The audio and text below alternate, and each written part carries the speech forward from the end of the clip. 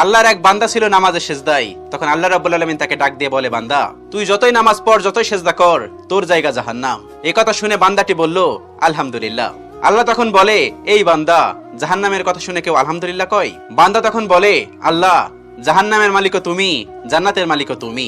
তুমি আল্লাহ খুশি হয়ে যদি আমাকে জাহান্নামও দাও, তাও আমার আপত্তি করার কোনো অধিকার নেই। আল্লাহ তখন বলেন, বান্দা, জাহান্নামে গেলে তুই পুড়ে যাবি, তোর খুব কষ্ট হবে। বান্দা তখন বলতেছে, আল্লাহ, কষ্ট শুধু আমার হবে না, তোমারও হবে। আল্লাহ তখন বলতেছে, বান্দা, তুই পুড়বি জাহান্নামের আগুনে, আমার কষ্ট হবে কেন? বান্দা তখন বলে, আল্লাহ, কোনো মায়ের কোল থেকে যদি কোনো বাচ্চা পানিতে পড়ে যায়, তাহলে কোনো মাই দূরে দাঁড়িয়ে থাকতে পারে না, দৌড়ে গিয়ে বাচ্চাকে কোলে নেয়। আমার বিশ্বাস, ওই মায়ের চেয়ে কোটি কোটি গুণ দয়া তোমার বেশি। আমাকে জাহান্নাম দিলে তুমিও আল্লাহ শান্তি পাবে না।